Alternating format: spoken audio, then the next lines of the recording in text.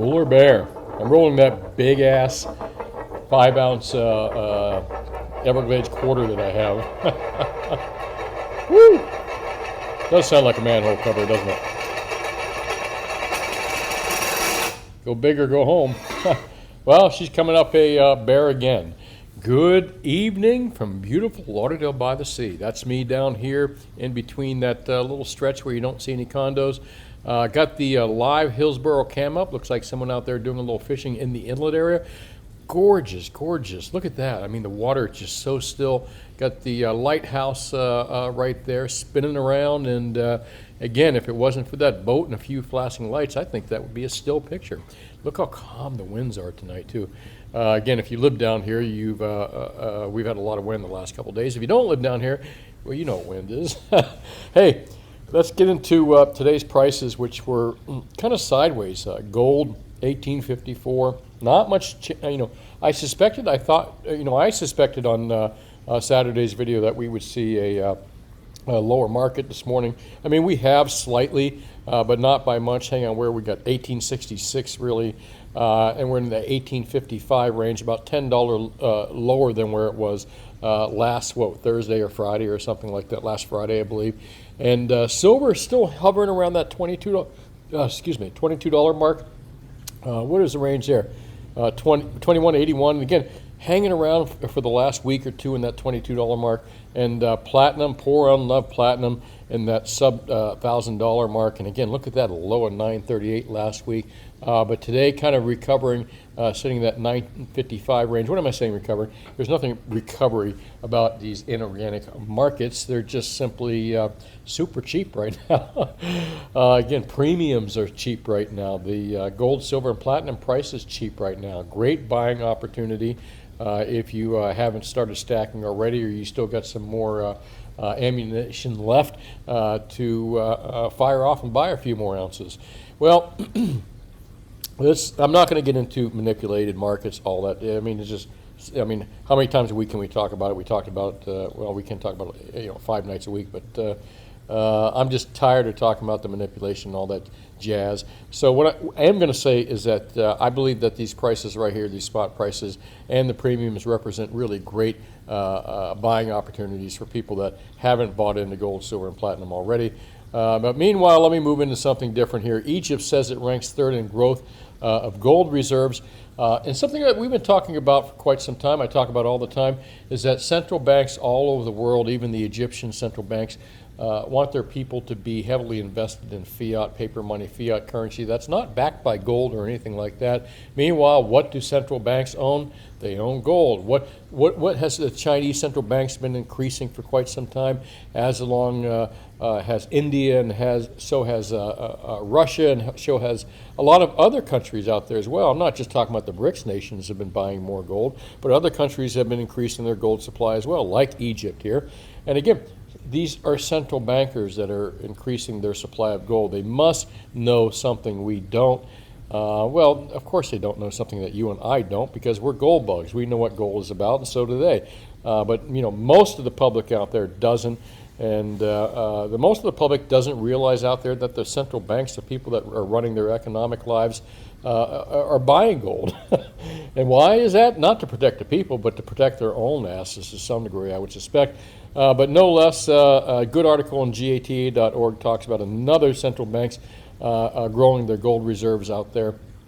And let's kind of move along from here. It's going to be a quick video tonight, Monday night. Not much to talk about except monkey hammering. And how much can you talk about monkey hammering before it gets old? I know, we do all the time. Fixing the debt ceiling crisis via gold. Good article on Zero Hedge. Recommend that you guys take a look and read this. I'm going to try to read through it right here because it is fairly short, but if you want to do a reread, you can find it again for free on Zero Hedge, and it's called Fixing the Debt Ceiling Crisis via Gold. It's submitted by Paul H. Kupiak and Alex J. Pollock. When it comes to the debt ceiling, and I'm going someplace with this afterwards as well, both the Fed and the New York Times get it wrong. Debt, there you go, nice little picture of coins and debt. At the February FOMC press conference, Federal Reserve Chairman Paul was asked about the debt ceiling. given that we're hit up against it, will the Fed do what Treasury directs it as it relates to making payments, or will it do its own analysis of any legal constraints? Powell responded, there's only one way forward here, and that is for Congress to raise the debt ceiling. The New York Times took issue with this response, peddling the idea that the Treasury could here, I'm going to increase the size of this a little bit because this is pretty cool. Where we go. The Treasury, where the true market, oh boy, so I kind of went past that. There we go. New York Times took issue with this response, peddling the idea that Treasury could mint an obviously phony $1 trillion coin to pay the government's bills. Now, folks, if you remember, this has been talked about for like a decade now about this $1 trillion coin made out of platinum. And again, it's just that. It's a phony bullshit idea that only the New York Times could come up with, and and the fantasy socialists that make up their writers there. But those are not the only choices. There's a better way forward that is legally sound and has nothing to do with creating a fictitiously valued platinum coin. Congress should simply direct the U.S. Treasury to value its gold holdings. Now, this is very cool. I've talked about this a couple times, not too much, but we have discussed it a few times in my videos that if the U.S. Treasury, if the U.S. government does indeed own gold, us citizens, if we do own gold and it's supposedly in Fort Knox, that perhaps a smart idea would be to, because gold is still officially valued at I think it says right here, $42 an ounce, when in fact it should be priced to market value. And if it's priced to market value, it would be a good way to borrow money against that gold based on market value. But remember, gold that's supposedly held at Fort Knox for us, our gold, you and I gold, not the government's gold, but our gold, because the government works for us supposedly. There's gold in Fort Knox. And again, if we reprice this, it would be a whole different story. And I'm going to read this because this article puts that down quite clearly and easy to understand. Congress should simply direct the U.S. Treasury to value its gold holdings, which are real at real market values. The Treasury would then have sufficient funds to pay its bill beyond fiscal 2023 without raising the debt limit. The current market price of gold is a little over $18.75 per ounce. And again, folks, I didn't do the math here. I suspect that the author did do the math here, so I'm going to go with that. Treasury owns about 261.5 million ounces of gold, or more than 8 tons. Because the Gold Reserve Act, as amended by Congress in 1973, requires the U.S. Treasury to value gold at $42.22 per ounce. The Treasury values its gold holdings a little over $11 billion, whereas the true value of our gold, now that's if we still own it and it's still in Fort Knox, the true value of that gold is really $490 billion, substantially different there, folks, all right? So if Congress were to make up a simple financially sound amendment to the Gold Reserve Act, it would free up nearly $480 billion in new Treasury cash without raising the debt limit. Sounds reasonable to me. How about you? These funds, and I'm going to continue here. I'm not talking about selling it, but they could back it with a gold bond. They could back it with a Treasury gold certificate. They could back it so many different ways and borrow money against that gold. If they repriced it, it wouldn't be an issue. So anyway, let's continue here. Well, the issue is they probably don't have it. But I digress. These funds would allow the Treasury to pay all its bills past the end of fiscal 2023, thereby giving Congress an entire session to debate, negotiate budgets, reduce deficits, and set the debt ceiling. Accordingly, all in bills passed under regular order, something that has not happened in years. The U.S. Treasury is already unquestionably authorized to monetize the value of gold holdings by issuing gold certificates. So the author brings up an excellent point here. That they could issue gold certificates legally, all right? The Gold Reserve Act provides the Secretary of the Treasury may issue gold certificates against other gold held in the Treasury. The Secretary may prescribe the form and denominations of the certificates. All right, getting into details there. The U.S. Treasury long ago used this power to create gold certificates using a now long out-of-date price of $42.22 per ounce to create a little more than $11 billion in gold certificates. And we did. We had here, in fact, I'm going to show you one right there. There's an interbank gold certificate right there that was used. I actually held one of these in my hand. I met the treasurer at one of the big coin shows, and I was doing videos, and actually at the time, this is a long time, when we did videos on big cameras. But anyways, there's a gold certificate that was only used for interbank transfer. I'll get into that in a moment. When they were originally deposited, the Fed created the U.S. Treasury accounts with equivalent dollars balances that the Treasury could spend. The government can fund itself past the end of the fiscal year if Congress merely recognizes that the Treasury's gold is really massively undervalued monetary asset. Funny that nobody talks about this as well. Nobody, right? Unlike this phony idea of the Treasury issuing $1 trillion platinum coin, absolutely correct. The Treasury already has the legal authority to monetize its gold holdings without creating a new government debt. It is only because the Congress has failed to amend a woefully outdated law that the Treasury values gold at an absurdly low price. It would, again, a stroke of a pen. I think this, you would think it'd be a bipartisan kind of deal, but if the gold really exists, man, absolutely. They should be taking advantage of this gold, issuing gold certificates, or maybe even borrowing against it, I guess. Well, maybe not. Maybe they already did. The Congress needs only replace 5 words of the Gold Reserve Act, replacing the $42.09 with the current $42.29, I'm sorry, with the current market value as determined by the Secretary at the time, which would allow the Treasury to use nearly $480 billion in spendable dollars without raising the current debt limit. With the proposed change, the Treasury can issue new gold certificates against the market value of its gold and deposit these certificates into its account with the Federal Reserve. The Fed will credit the Treasury's account with an equivalent value in dollars, and the Treasury can spend that money as needed. In other words, Congress can create 480, almost $500 billion, $480 billion in spendable dollars without adding a penny of additional Treasury debt. Should the Fed deem it necessary to offset any inflation concerns, the increase in reserve balances can be sterilized with open market operations. But by simply recognizing this reality, this change would give the Congress time to negotiate in a regular bipartisan, I'm stroking myself here, folks, 2024 fiscal year budget with spending cuts, I'm stroking myself again, and or am I dreaming? A passed new appropriately sized debt ceiling for government funding in fiscal 2024 and beyond. Folks, this is a reasonable, smart way to do things, but we all know that reasonable, smart people don't work in Washington, D.C., or in the Federal Reserve, apparently. Well, maybe they do. Maybe they're just smart as dumb as foxes, and they know they're robbing us blind. But that, again, another rabbit hole. This author says it would be ridiculous, wouldn't it, for the Treasury to default on its debt when it owns almost $500 billion in the most classic monetary asset there is. By monetizing the Treasury's gold using already existing legal processes, the government can pay its bills through the end of the fiscal year 2023 with no increase in debt limit needed and no phony platinum coin involved. Good article by these gentlemen right here. Got to give them kudos on that. You can read this on Zero Hedge for free. Got to agree with that 100%, folks. And remember, our currency at one time was backed by gold.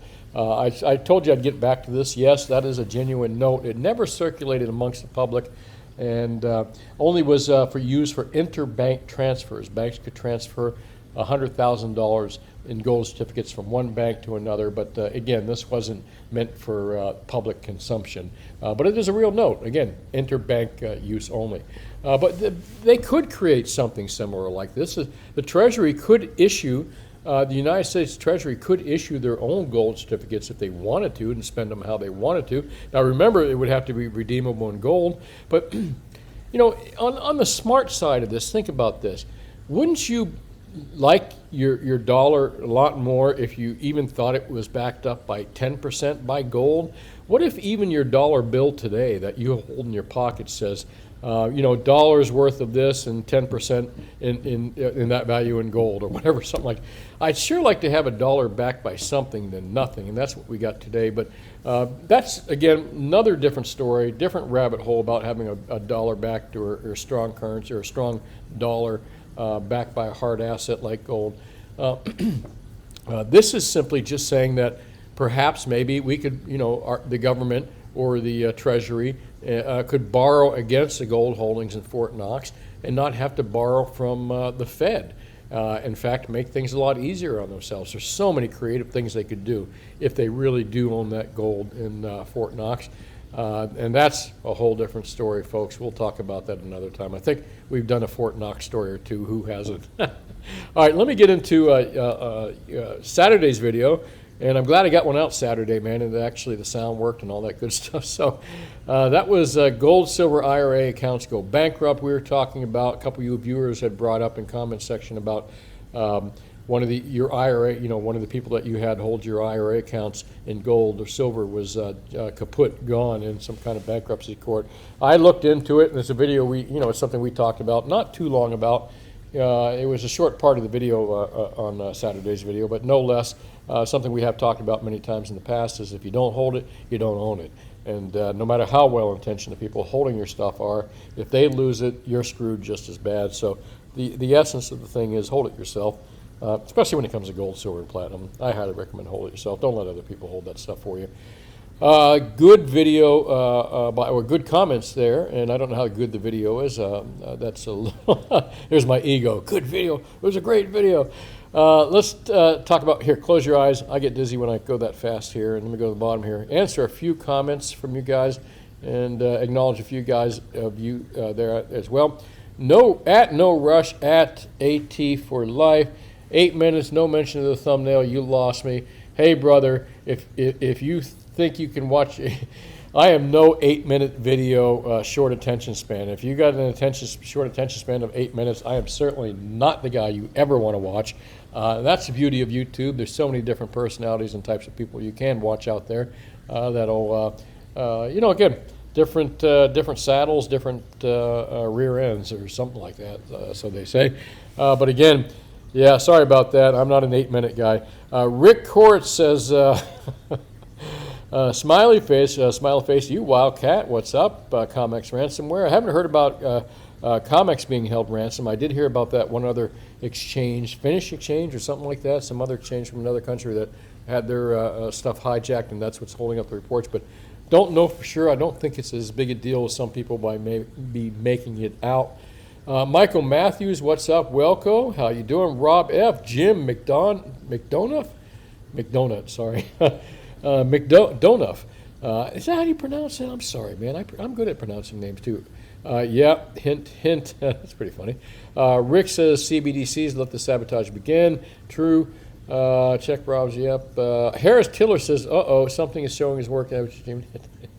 Rick Evans, my mate Ted Butler invests in ETFs. Actually, he does not. His wife does. He does disclose that in his articles. His wife is invested in ETFs. Maybe perhaps that is him. But Ted talks about ETFs quite often, about SLV. He believes SLV does have the silver to back up their account. However, there's a caveat to this. Ted Butler believes that this big short position that SLV has right now, or this huge short position, is the result of not having enough silver to replace the silver that's been taken out at SLV. It gets a little convoluted, but again, Ted Butler believes that they are somewhat an up and up credible company. SLV is, and they do have 90% of the silver to back up their stuff. But he's been talking that there is a shortage in SLV of silver, and that's where that short position comes from. Complicated stuff. Again, you got to read what he talks about. Thanks, Ricky. Appreciate it. Afternoon Show Pro. What's up? Mark Hammond says heat wave in Wisconsin, 42 degrees today. And here, let me just compare it to our 82 degrees. 82. Oh, it's getting cool out. Look at that. Somebody's out there fishing, it looks like. Has their flashlight. God, what a beautiful evening. All right, let's get back. Take a deep breath and watch that. Matteo Official says, I finally ran out of money, but I'll reload the cash by next week. Yeah, hopefully I think prices will be still low for you this week until they're not. Zane Underwood says, silver, those 50 caliber 10-ounce rounds were cool. Oh, hey, I like those too. That's why I showed them to you guys. Typically I'm always telling you not to buy that kind of stuff, but sometimes you got to buy one of something that's cool. I mean, I wouldn't recommend stacking a whole bunch of that stuff for sure. Rick says, great vid as usual. I gave you a follow. Thanks, Rick. And by the way, I appreciate that. Is this you, Rick, right? Well, I better not. Well, anyway, I see a couple people hit me on the follow out here. And by the way, you can catch me out here on Twitter now. I'm going to kind of follow this more often if I can. Brian Kuzmar, at Brian Kuzmar. There's my, all right, I gave it away. There's my choice for president right there and vice president. I'm going to get some grief for that. And yeah, I talk about that stuff out there too, and I'd love to talk to you folks about that as well. But meanwhile, let me finish up this video here. Rainbows and unicorns shoved up my butt. Yeah, it's true, man. I think that's an original from me. I don't think I've ever heard anyone else say that, but I'm sure there's nothing original out there. But rainbows and unicorns, yeah, they do it all the time. They shove it up our asses, guy. Pete's Repeat says the powers that would be loose choke on people will be choked out. Yeah. It is a tough environment out there economically, politically, and sociologically too, I guess you can say. There's so many things going on, so many big changes. But I like to remain positive and think that everything should work out fine. Cool live picture. Absolutely. Thanks. That was the live cam that you were just talking about. I keep going back to it right there. Oh, about dark right now. So let me get back to answering questions here. Nando Jones. Oh, another one of those crypto spammers. Let's just do a quick hide user from channels. Make him think that he's showing us stuff when he's really not. Hermosa Beach Guy says I'm on the other coast, so I can't visit your store. I wish I could afford to buy enough to have you ship it to me. I do think silver will go down in the short term, but I bought some today because it was still a great value. Man, I wish I could figure out a way to ship smaller quantities, but we are a traditional brick and mortar here at Florida Currency and Coins. Florida Currency and Coins. Florida Commercial Rare Coins and Precious Metals. Florida Currency and Coins is my dad's business. My gosh, I just said that. Hi, Brian. Enjoy your commentary. I've been stacking for years, both goals. What is your take on guys like Harry Dent, who's calling for a crash to gold by 900? He's a chart guy. You know what, Tyler? I really don't know. I like, people that can read charts and do that kind of stuff and chartists, I think charts really only tell you where you've been, and sometimes where you've been is a good indication where you might go.